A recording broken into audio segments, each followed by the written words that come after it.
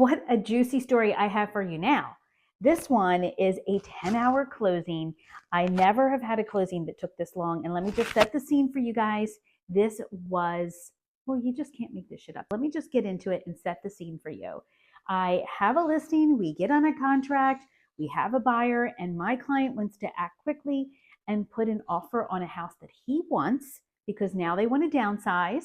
And the owner of the house that they are looking at buying said, we will not negotiate until you're under contract. We were very motivated to get under contract. We had it on the market in the first week. We had 2 offers. So we accepted the offer, and a young lady, a single mom, and her sister lived next door. It was great. But it was this wonderful Saturday morning that my client was by his car in the driveway, that the buyer came swinging by and started talking. And what transpired set the scene for the rest of the experience of getting this to the closing table. My client was sharing with the buyer that when it gets below freezing, he advised her to just turn the back bathroom faucet just to a small drip so that the pipes don't freeze. Well, she took it the wrong way and went back and requested to have a plumber come and look at the pipes. Well, what you don't know about this whole scenario is she purchased the home as is. And when you do that, you have a 14-day window of a home inspection. At that time, if something comes up in the home inspection that's not to your expectations or it's too much work that you can't take on, that is your window that you can pull out of the contract. But she didn't. She had her 14 days inspections. We were actually in a couple of days going to the walkthrough. So we were towards the very end of this transaction. And to ask at the last hour for another inspection, my clients were in their rights after consulting a real estate attorney that they do not have to allow her to bring someone in. Well, she didn't want that answer. She was not satisfied with that answer. Let's put it that way. When we had the walkthrough, they snuck a plumber in without my knowledge, and they knew what they were doing, especially the buyer's agent. And I don't appreciate that. And I definitely feel that she needed, her code of ethics say she must disclose that. Even though my clients put it in writing that they did not want a plumber there, they refused the plumber to come at 7:30 in the morning the day before walkthrough because they knew that we're past inspections. But it just seems like every time I keep saying that, it goes right over their head and they're not comprehending the rules to this transaction. Now we get to the walkthrough and an entourage of family members come in. They're all well dressed, and I don't see a mechanical truck out there that says plumber. I figured we're good. They're not bringing a plumber in. Well, they did. They come in the door saying, oh my God, I've got to go to the bathroom. And I'm like, but you can go across the street. Your sister lives next door. Ew, don't do that. That's disgusting. Well, they come flying in. The rest of them come flying in. The dad pulls the attic steps down, goes up in the attic. I look at him. I go, what are you doing up in the attic? And he goes, oh, I'm inspecting the attic. And I'm like, well, we had a home inspection. This is a walkthrough, so I need you to come down. We did. Everybody is running around. They're taking pictures of the plumbing that I was not aware of at the time. Now we get to the next morning and we're 9 o'clock closing. We were supposed to do this, close on one house and then close on the house that my clients are buying. But the agent comes out and says, oh, I just want to tell you that we are asking for a credit. I go, well, that's nice, but I don't think that's going to happen. And so I warn my clients before they come. We get to the closing table, we sit down, and I said, you're asking for a credit for what? And they go, and I had sold the paperwork, so it looked like it was $800. I said, an $800 credit? She goes, oh no, a $3,000 credit. Well, that set off my client, and he goes, we are not giving you any more money. We are done. We don't need to sell our house. We are walking out. That must have struck a nerve to the buyer. The buyer turns over to his wife and says, your agent is a bitch. And I said, excuse me, but you had every right to walk away from this transaction. We gave you a cancellation form to walk away from this transaction if you're so unhappy with the house. And she looked at me puzzled. She looked at her agent. She knew nothing about the cancellation form. which is not good and not kosher because that agent needs to disclose all that. So if she didn't disclose that, again, she's doing something unethical. We get up, we grab our things, I get to the car, and now they're running out screaming at my clients. I'm a little concerned. I set my phone up, I hit 911. I don't dial it yet unless I need to dial it. But my clients were able to get into the car and off we go. Now, I don't even think to look at my rearview mirror.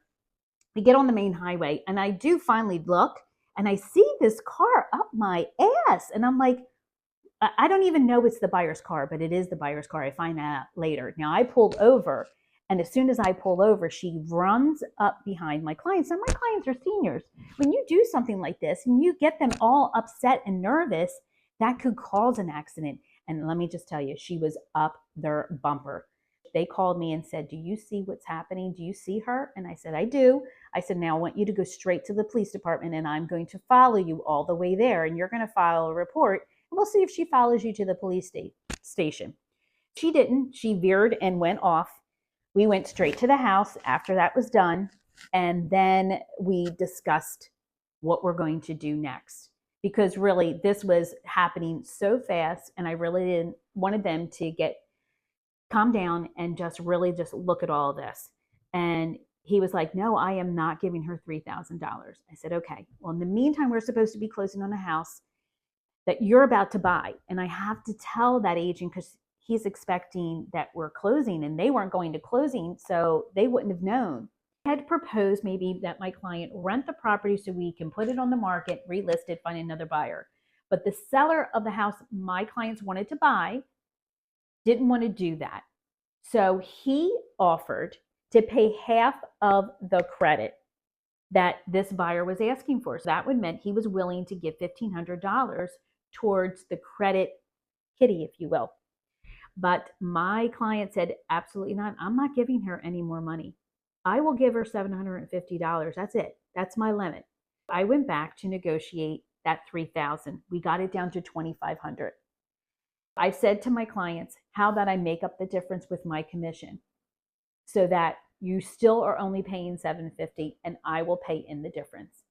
And that was all of us, two agents working together and my client to come to a happy ground on the credit issue. Well, now my client is regretting even being helpful and mentioning anything because it just snowballed and blew out of proportion, wasn't handled properly, and I totally blame the buyer's agent on this one because she could not handle her client. And this got out of hand. We are heading to the closing table. The biggest hurdle was doing the credit. And once that was taken care of, now it was just getting the house emptied out in time for closing so you can hand the keys over to the buyer. It was interesting because the drama just didn't stop right there. As I am in the home and my clients are doing a quick vacuum, getting the cats together, and the movers are moving the furniture in the truck, I look over and I see the buyer's sister on her phone staring at us. So this is going on for like an hour. And so I wanted to let her know that I see her. And I'm like, what are you, 5? I waved to her and she sticks her middle finger up at me. And that irked me to no end. I slammed the door. Now we're all done. I get in the car and she decides to come across the street to talk to me. Now, I video all the time. Do you think I remember to pick up the phone and video this and record it? No. She comes over to basically threaten me and tell me if I ever came in the neighborhood again, I would regret it. And if I ever talk to her again or do what I did at the door to her again, I will regret it. Not to cause any more drama. At this point, we just want to get the hell out of the neighborhood. I just appeased her and went on my merry way. My clients went to the title company. I went to the house because I needed to wait for the call that the funds were transferred over and then I could give the green light to the movers to start moving the furniture in. They couldn't do it until we knew that we had the money from the first transaction. And my clients went to title and I just called title and asked them for 2 things. Please do me a favor, keep a private room for my sellers so that they do not have any contact with the buyer. We don't need any more drama. And so they did have a private room for them. And I also wanted to make sure that their new address was not recorded on the deed, that they had to use a different address for privacy matters. And obviously, you know why. At the end of the day, we were happy to put this all behind us. It was a stressful day to say the least, and this is not a normal transaction. I need to ask all of you, if you really enjoyed this story and you want to hear more, please subscribe and hit that like button, because it helps the algorithm and it helps share with me exactly what topics were a hit and what I need to do more of. Until the next story, have a great day.